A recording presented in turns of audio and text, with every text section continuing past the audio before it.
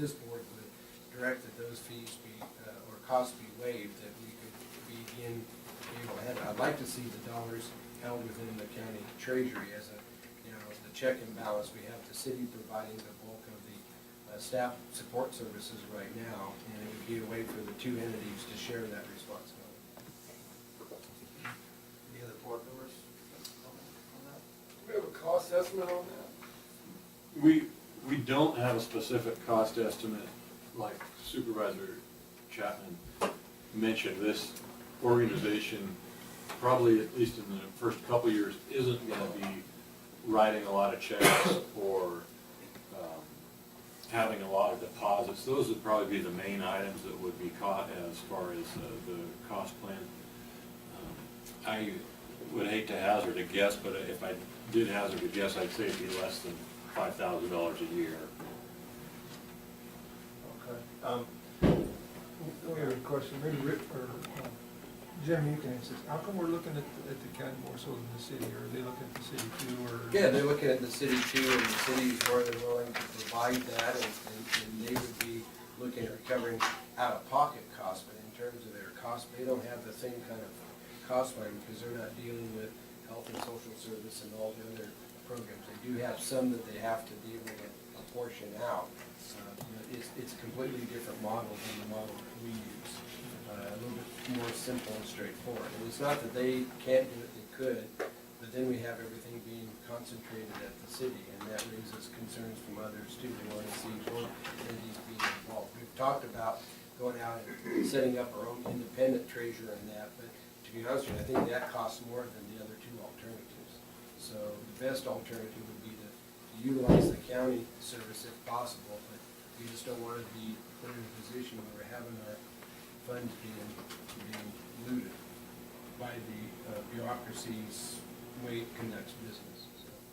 Thank you. I'm going to turn it over and take some public comment, and then we'll bring it back to the board. I would like to ask, if you do comment on this item, you keep your comments specific to what's on the agenda, namely the county providing some services for this effort, and the county entertaining a couple of its properties to use as potential pool sites. So with that, we'll open up to the public. Anybody?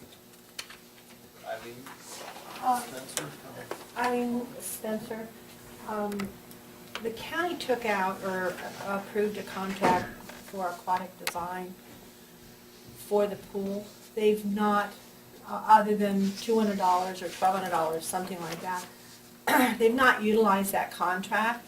Is that something that will be now canceled or utilized by the new JPA? And if it is, how are you going to deal with that?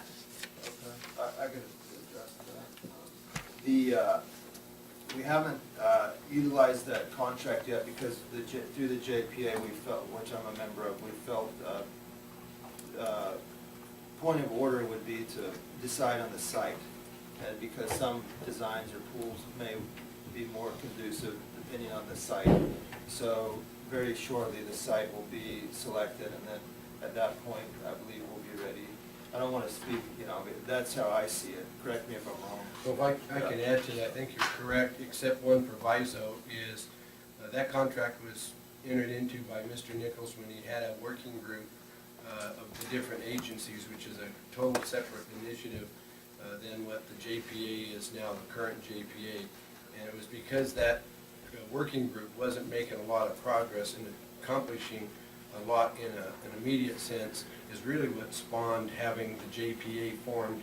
So I would say that the county's contract with aquatic design, as far as I'm concerned, is probably not going to happen. I mean, in other words, what's there, it's based on the services used. Well, the county's not going to use the service.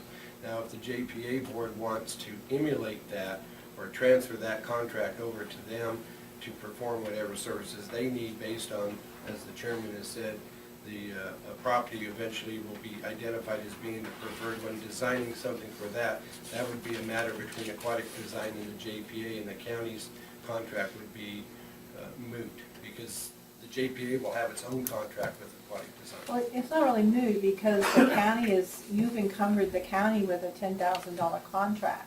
So if And that something, $10,000 would revert back into the county budget, so it would not be something that the county would necessarily spend.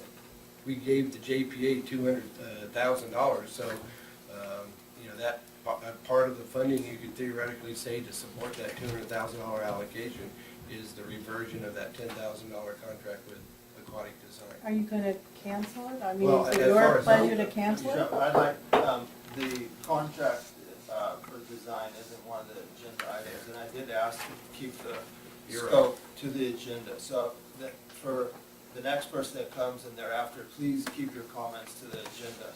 Otherwise, Oh, that's- we want to give everybody the opportunity to speak, but on the agenda. So is there anyone else who would like to talk on this matter? Okay, seeing none, we'll bring it back to the board. I got one other question. Where is on the Mesa Street, what are you talking about with the parcels on the Mesa Street? The two county-owned parcels, that there's about 6 or 7 acres, and it's, you know, where Lassen Manor is located on North Mesa. You got Main Street and then Mesa Street, and if you go about a block into North Mesa Street is the Lassen Manor complex. So just north of that is the remainder of the property that the county acquired back in the 70s that was the old Paul Bunyan logging deck and logging room. That part of that land was sold to Escaton for Lassen Manor, and the remaining portion sits there undeveloped. And it's been kind of designated for park-type purposes, of which a swimming pool would qualify for that purpose. So where's Mesa Street? I can't place it. You know where Schwab Tires is on Main Street? You know? Okay, that's on the corner of North Mesa and Main Street. So we go to Les Schwab, turn left, and go about 2 blocks, and Okay. it's right there. Okay, anyone else? The recommendation is that we approve a permanent or temporary waiver of fees. So, I would make a motion, Mr. Chairman, that we work with the new pool JPA and that on a temporary basis that we provide treasury and auditor services without any fees being assessed. would you like to specify a time? 2 years. Within 2 years, we'll know what kind of operation, and they, more than likely by that point, will maybe set up their own independent operation to take care of their bills and payments and deposits. Thank you very much.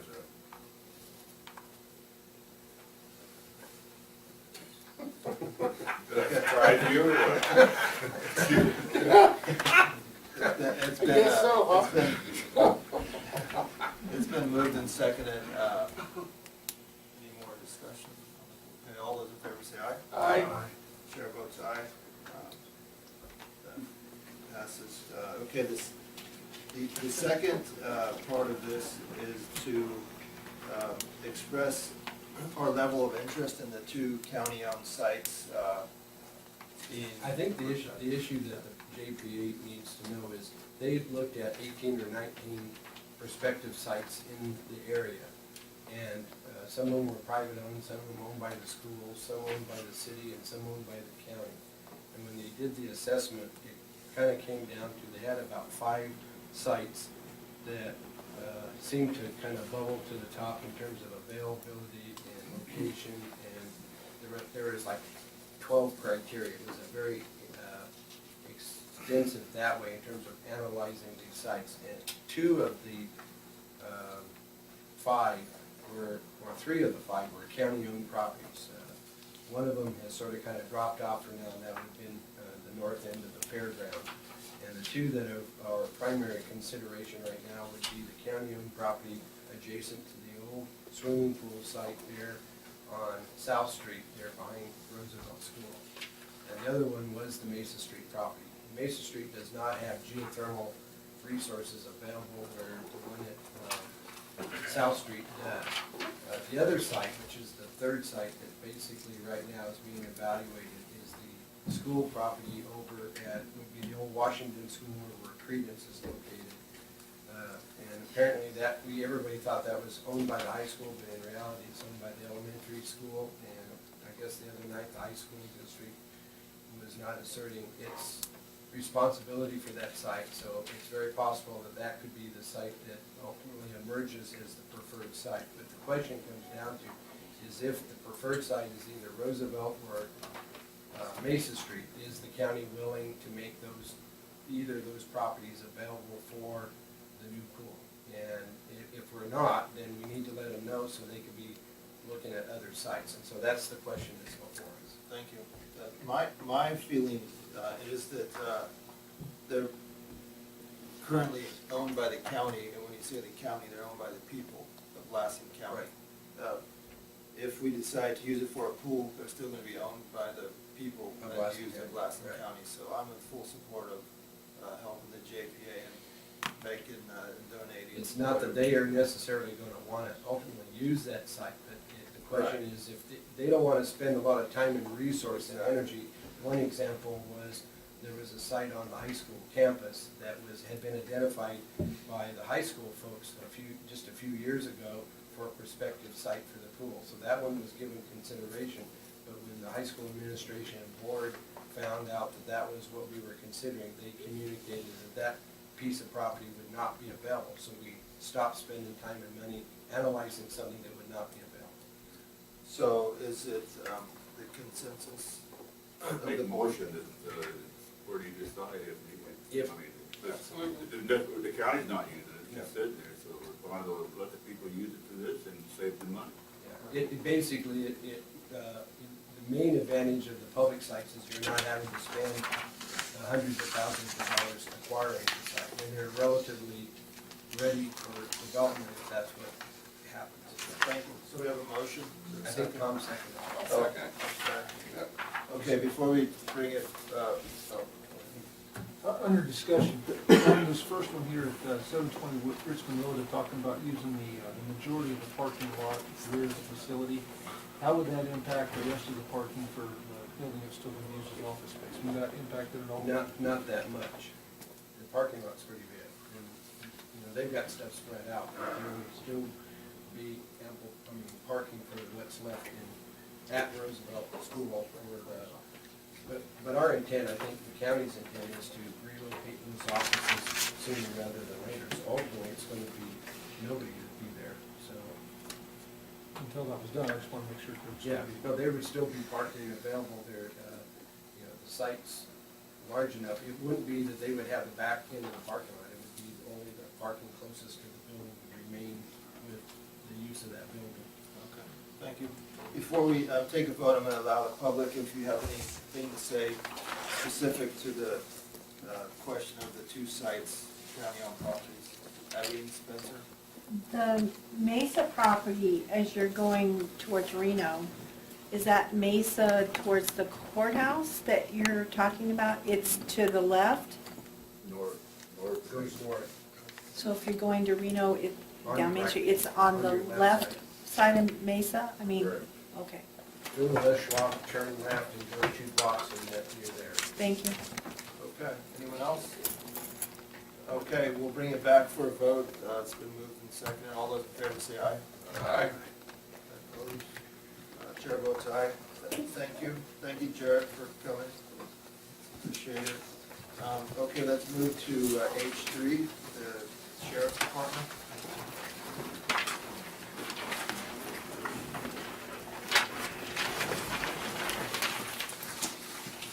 Thank you, Mr. Chairman. John Mino, Under Sheriff. This is really a follow-up piece to what we discussed in the county's mid-year budget discussions. We asked at that time that the county, that the board make allowances in the budget to fund 4 additional correctional officers.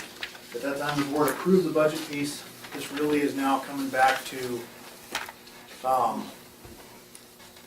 really to clean it up from an allocation standpoint. We currently have 18 allocated correctional officers in the county jail. This request is to move that from 18 to 22. And just to address, I told you, Mr. Chairman, we'd address some of the concerns raised earlier.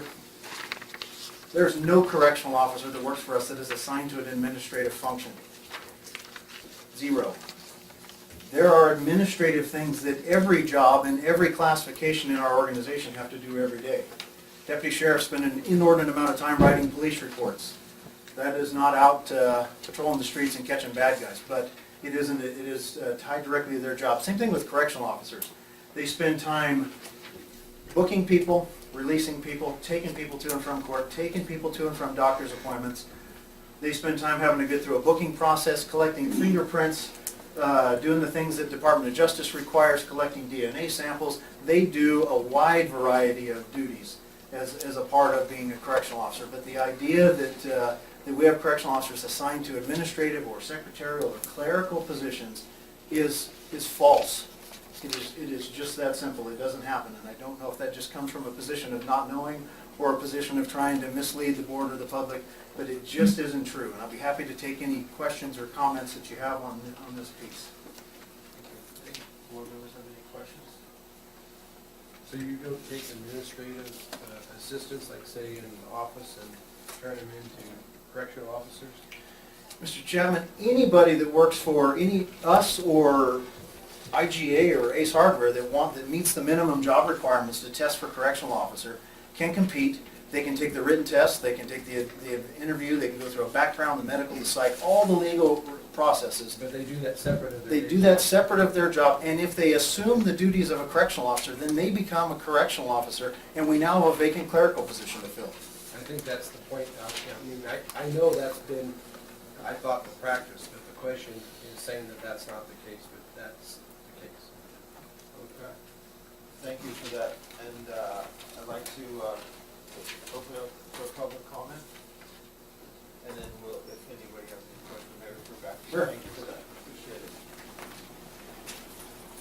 All right, come on up. Ron Wood, thank you. First thing is, Chairman and board members, I didn't come up here throwing rocks at this podium.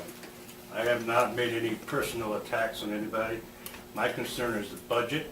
My concern is that the fact is, I know personally, there are administrative assistants working in that jail that claim they have a badge number. Now, when's the last time anybody had an administrative assistant with a badge? I'm asking that the board hold this over, so give me more time, or somebody else, maybe the board, give more time to look at this and make sure that it's being done properly before we make a hasty decision approving this for the correctional officers. Again, I said, they're starting at 18 correctional officers. My concern is that if you have 18 correctional officers, how many of those correctional officers are been to the Corps Academy? How many are at the 832 as required by 831 of the Penal Code? I mean, I don't know. And there's no way to tell who's getting paid, who's not getting paid, because if somebody works as administrative assistant and they're getting paid correctional salary and taking those benefits for retirement, I mean, it's not a proper classification, and it's abuse of the system. And I'm asking that the board, before they make a decision authorizing these four of the COs, is that hold it over and study a little bit. Make sure we're making the right decision. So what would you suggest we study?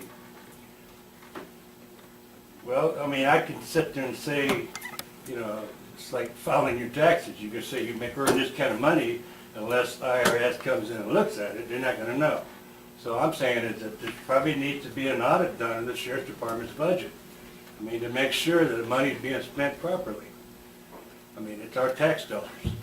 I don't care if AB 109 is providing the money, I don't care if we're providing the money. So they're getting the money, and I don't think it's appropriate to give an allocation $85,000 for 4 COs, when in fact they probably got maybe more than 18 COs, or maybe some of these administrative assistants are classified as COs and they work in the office. Now if that, we're not saying, what I'm saying is that they're administrative people, don't have the qualifications, and not legally, they're exempt from working in the jail because they're not legally qualified to work in the jail. But they're getting a salary, and the only way, like this is a short notice for me, because like on Friday I submitted a letter to the editor, and I mean, it was just, this is too quick, and I didn't have time to study it myself. But I'm saying right now is that if we're giving them a 3% enhancement to work in the jail, I mean, to be an administrative assistant, or give them a perk for being a good employee, I don't think it's appropriate, and it's inappropriate. I worked in the jail. I have firsthand knowledge of that. I mean, it's not like it's new to me. I mean, anybody that's worked over there can see it. I mean, it started from '96 when I worked there.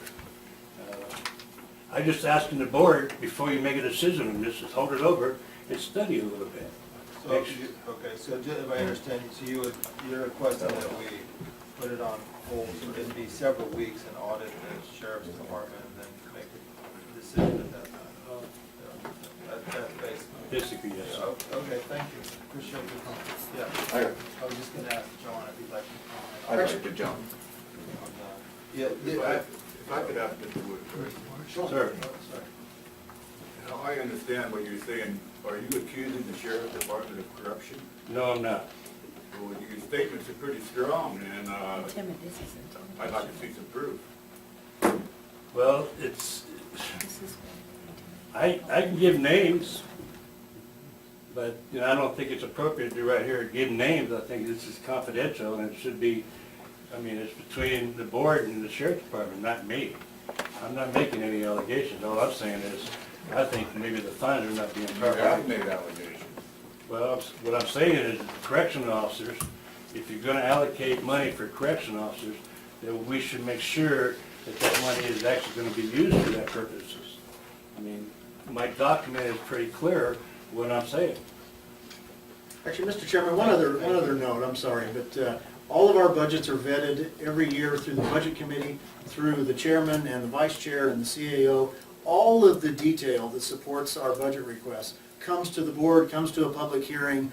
We have, the sheriff has hosted open houses the last couple of years, and all of this is wide open for any kind of public support or scrutiny. And there's a lot of things that have been said, but our budget detail sheets show very clearly who is allocated in correctional officer positions, how they are paid, how they are benefited. Every bit of that's a public record.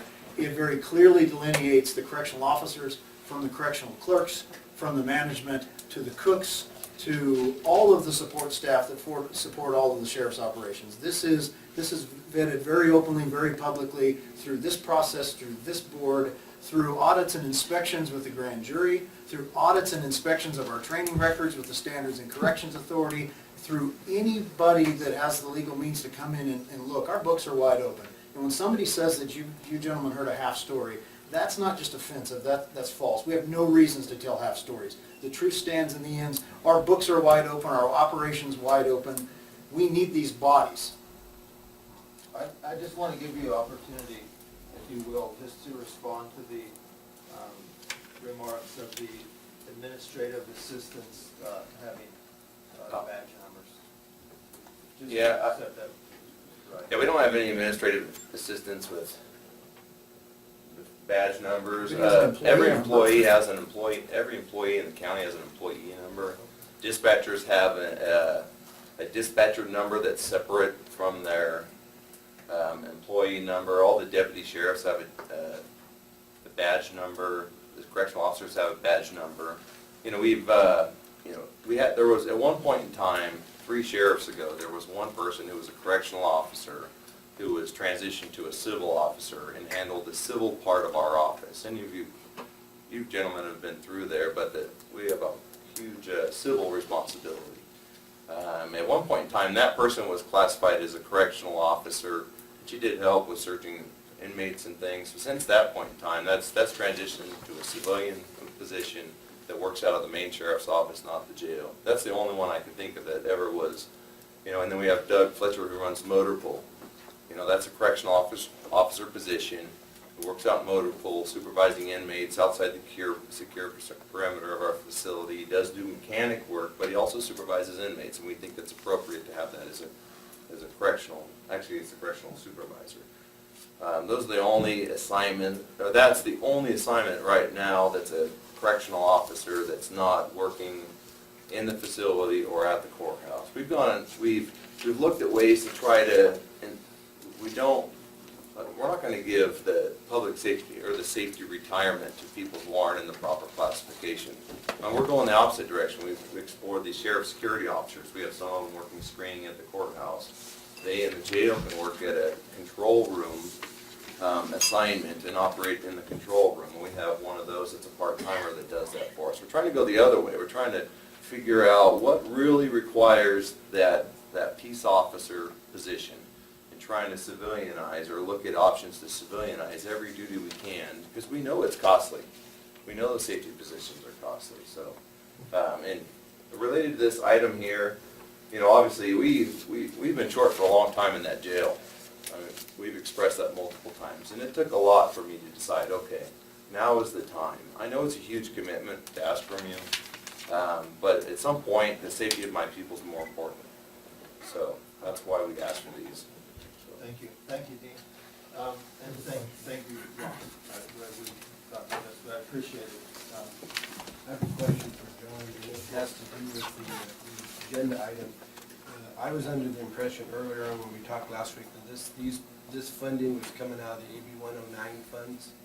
Or what's the funding source for the 85,000 for the balance of this year and the 240,000 for the next fiscal year?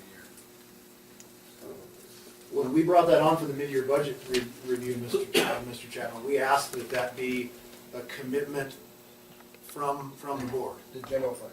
Yes. Okay, that's, I just want to make sure that, because I've heard people make reference to the realignment money, which is AB 109 monies, when I thought it was general fund. When you look at what's before us, I don't see any reference to it being funded out of AB 109, and that's why I thought maybe I missed something, so. We had asked, and the CCP did fund 2 new correctional officers after realignment, and then after that, 2 new correctional clerks, as well as some probation folks and some help with That was compliance with field 18 officers. months ago, yeah. Yeah, and then there is they did allocate some money for a sergeant. I told you in previous meetings that we've assigned 2 deputies in acting sergeant roles in the jail to help us right now because we needed it.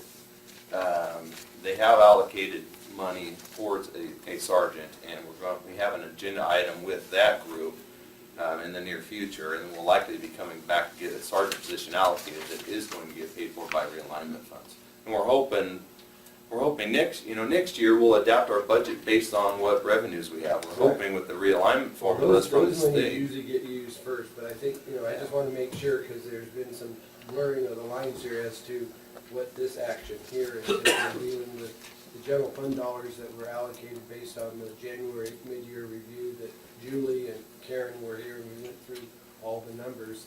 And that was Correct. part of the transfers that were made. This is actually implementing, spending the money that was transferred in at that time. Yes. Thanks for that. I just want to make sure we don't lose sight of that, because it was kind of starting to kind of get real fuzzy there, and I think, I'm not sure, I went back and reviewing the article that was in the paper, if it emphasized the 109 or if these are general, but I can't remember, but I just want to make sure that we clearly understand that. Thank you. Dean, if I may make a suggestion, maybe you could show Mr. Woods where you are with your paperwork and stuff and clarify your situation. Okay. That's a Thanks. suggestion. Okay, is there any other members of the public that would like to comment on this agenda item? Okay, thank you for your input, and we'll bring it back to the board. And Mr. Chairman, it'd be my pleasure to make a motion to authorize the correctional officer position. With the funding that was established in the mid-year budget review. So I think that needs to be hit. Okay, we have a motion, do we have a second? I'll second it. Okay, it's been moved and seconded. If there's no further discussion, all those in favor of the motion say aye. Aye. Any opposed? The chair votes aye. And passes. Thank you. Thank you. Thank you. Okay, let's, Can we yeah, I'm lunch gonna, break and yep, then- we have a few more items to go, so, before we, and we have to be back here for a 1 o'clock time certain, so, let me just, What are you doing on that? repeat. I can't. Yeah, excuse me. Sure, yeah, we'll quickly take up the consent agenda, and then we'll recess until 1 o'clock after that. Is there any items that need to be pulled for separate consideration? Eileen, Spencer? G4? Okay. I believe it's been postponed before. I like it pulled. Yeah, it says it's been postponed. It's not on our, it's not up for consideration today. G4. That's fine, you all, because of G4 and the way it was presented. Okay, well, it's not on today, so let's Yeah, not County talk Help has about it. filed a Brown Act violation, you all have Okay, copies that's of it. fine. Thank you. Okay, so, do you have a motion to approve the balance of the consent calendar? I make a motion, Mr. Chairman. Second, anybody? Okay, it's been moved and second, all those in favor say aye. Chair votes aye. Passes, and so we'll recess and reconvene at 1 o'clock.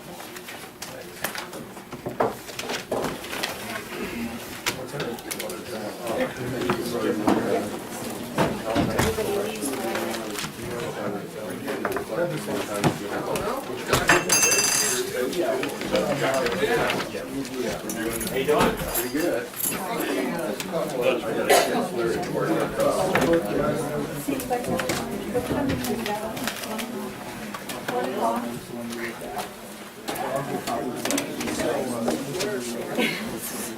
I get hundreds. 1 o'clock?